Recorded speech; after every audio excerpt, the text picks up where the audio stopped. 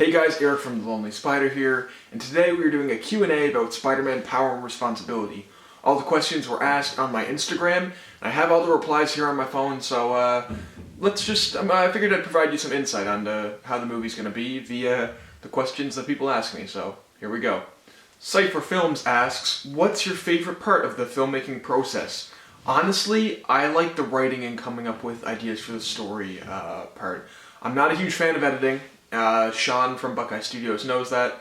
I'm not a huge fan. I find while I'm on set, I like it, but I do find it stressful as well. But the idea of coming up with a story and writing it and figuring out how everything works and writing the characters and stuff like that, and finding central themes to a story, that's probably my favorite part. Super Mario Team, I think that's how you say it, asks, will you ever have a different Spider-Man suit? So in Power and Responsibility, we just have the classic suit and the homemade suit, but there will be more suits down the line in future installments, yes. Greenlight Creations asks, any hints about the new suit Spidey will be wearing in the series, like colors or clues? So like I just said, in Power and Responsibility, it's just the homemade suit and the classic suit, but, and I also just said that in the future, though, there will be more suits. As to any hints, I don't know, I think my Spider-Man would look good in black. Busk Studios asks, who will be playing Electro? So Electro is played by a good buddy named Sean Parsons. He hasn't been on the channel much. If you go back and watch some older videos, he pops up here and there. He was kind of around during the Renegade Humble Beginnings era. We don't talk about that era. But, no, I think he does a brilliant job playing Electro, and what he brings to the character is really interesting. He's just a really great guy to work with, so I'm excited for you guys to see Sean's version of Electro. Isaac MCA 2008 asks, where did you get the suit for Modern Hero and how much was it?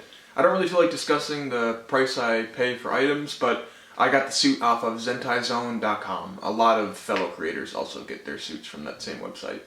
Joey Osmac, I hope I pronounced that right, asks, is there ever going to be a brand new suit? Wow, there's a lot of suit questions today.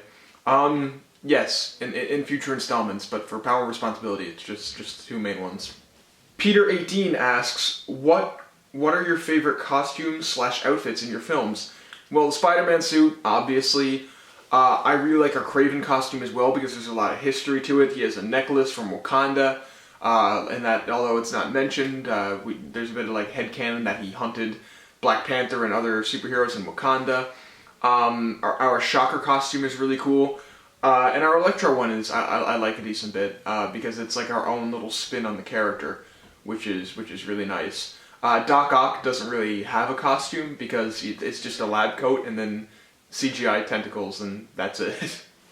Nutology Productions asks, as in terms of acting, was there any training prior or methods conducted on set for scenes? So only about half of our actors are professionally trained because, well, we don't really have the budget or means to hire trained actors for every part. Just to provide a few examples, Noah's playing Harry, our Gwen actress is, our Electro actor is, Shocker actor is, Kraven actor is, Mysterio actor is. Our Doc Ock actually isn't, which really surprised me because I think his performance is really good. And even the ones who aren't professionally trained still bring their full game, and they're great in it. And as for methods conducted on set for scenes, when it comes to acting, I have to direct the cast in a way to properly portray the characters and story that I'm going for.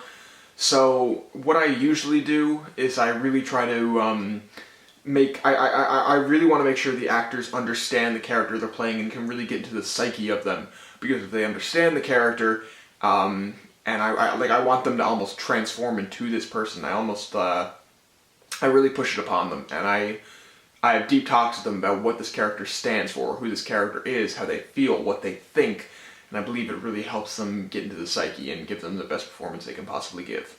Colin asks, who's your favorite cast member to work with? Choose wisely. I mean, the guy who played Bumble the Elf was pretty good.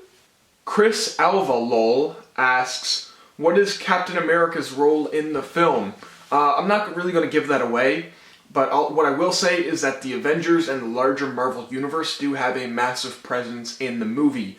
There are heroes that show up, villains that show up that obviously haven't been revealed yet, but they're all part of this larger Marvel Universe, and Captain America is just part of that universe. The Avengers and such have a presence in the movie, which I won't really talk about, but they really help, they contribute to the theme of the movie immensely. Glitch's Film asks, how much Spider-Man films will you be making? As to how many Spider-Man films I'll be making, I don't really know. I don't plan on doing this for a long time, I really don't. I want to get into making more original films, because I really enjoy that. I Am Fine, although that was a 3-minute film festival, I really enjoyed coming up with an original story for that. The Time Traveling Toyota Saga, I really love doing. I have a few original screenplays that I'm trying to do. So I probably won't be doing a hell of a lot. Honestly, probably in total, counting Power and Responsibility, maybe 3. So I'd probably do Power and Responsibility, then like 2 others, and then I'd probably call it quits. And the others wouldn't be as big as Power and Responsibility. Power and Responsibility is huge. Buckeye Studios asks, approximately how many water breaks will your Rhino actor need per scene? 0, because we don't have a Rhino. Rhino is not in this movie. So, but if you're referring to Renegade, I didn't let the cast members eat or drink just so I can get the best performance out of them. I also tied them to a chair and beat them with a wrench until they gave me a good performance. And that is the story of how Spider-Man Renegade was renomade. Julian J06 asks, how will Electro's storyline clash with Peter's? I really like this question.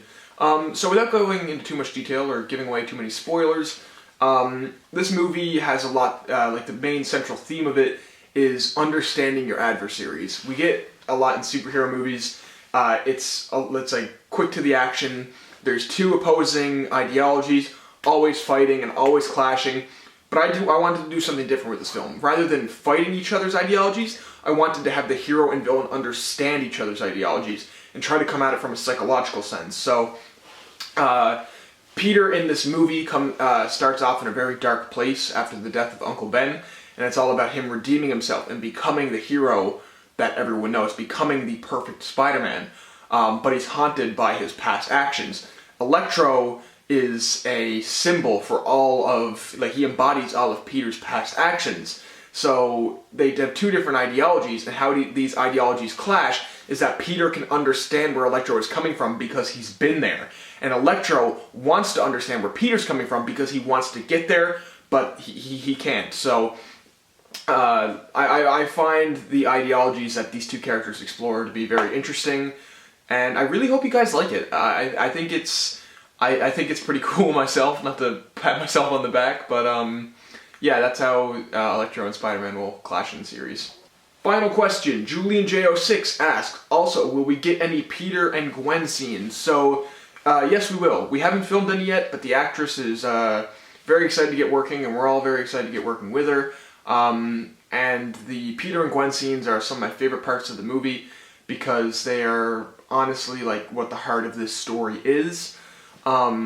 Because we have a lot of conflicting ideologies in this movie, and I would say Gwen is the one who is probably the biggest voice of reason throughout the entire conflict of this film, and that voice of reason is pretty explicit sometimes, which is fun. How Gwen is written is she tells it like it is, which is always really fun to work with. And yeah, I think you guys will enjoy Gwen in this movie a lot, and I can't wait for you guys to see her in the movie because she's going to be great. So, that is all the questions for today. Thank you guys for asking them. I had a really good time answering them. And I hope you guys are excited for the movie.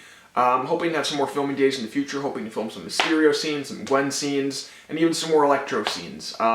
We just wrapped up the last of the Doc Ock scenes 2 weeks ago, so we're getting there, everyone. So, I'll see you guys in the future. Thank you for watching, and you guys just have a good day.